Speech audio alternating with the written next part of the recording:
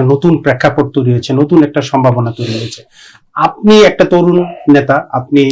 মাঠের কর্মী ছিলেন, মাঠে দীর্ঘ সময় স্বৈরাচার বিরোধী আন্দোলনে আপনি যুক্ত ছিলেন। আপনি নতুন বাংলাদেশকে কিভাবে দেখেন? আমি যেটি বলতে চাই যে আপনারা ইতিমধ্যে জানেন যে বিএনপির ভারপ্রাপ্ত চেয়ারম্যান জনাব তারেক রহমান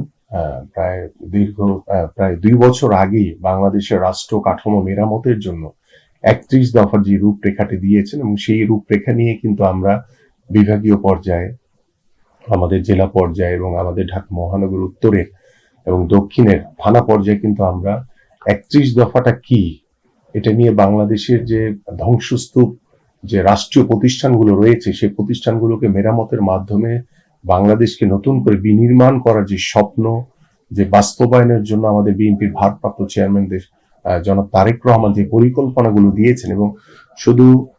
মানে টোটাল রাষ্ট্রীয় প্রতিষ্ঠানগুলোর ভিতরে যে স্পেসিফিক যদি আমি কয়েকটা প্রতিষ্ঠানের কথা বলি, যেমন শিক্ষা ব্যবস্থা একটি আমূল পরিবর্তন করার প্রয়োজন রয়েছে। আমাদের স্বাস্থ্য সেবা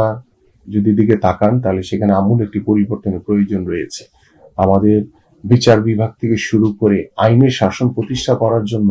আমাদের গত 17 বছর আমরা দেখেছি প্রত্যেকটি রাষ্ট্রীয় প্রতিষ্ঠানগুলোতে দলীয়করণ করা হয়েছে, রাজনীতিকরণ করা হয়েছে। এবং আমরা দৃঢ়ভাবে বলতে চাই সবচেয়ে যেটি গুণগত মানের পরিবর্তন হবে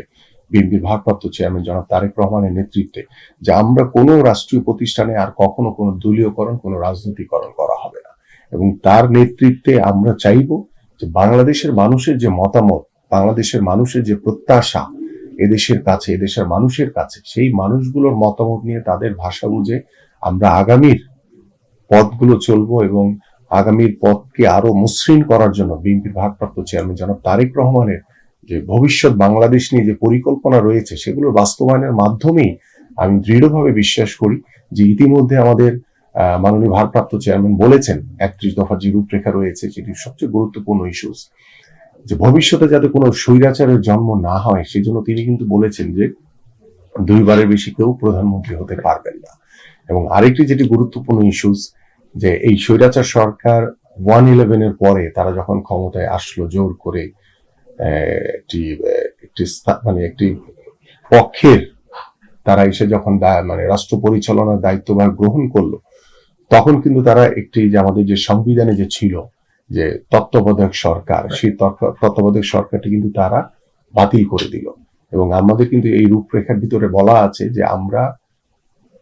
সবার আগে যে কাজটি করব সে বাংলাদেশের মানুষের যে অবাধ নিরপেক্ষভাবে তারা যাতে তাদের ভোটের অধিকার প্রয়োগ করতে পারে, এই জন্য একটি নিরপেক্ষ তত্ত্বাবধায়ক সরকারের বিলটি উপস্থাপনের মাধ্যমে এটি সংবিধানে সংযোজন করা হবে।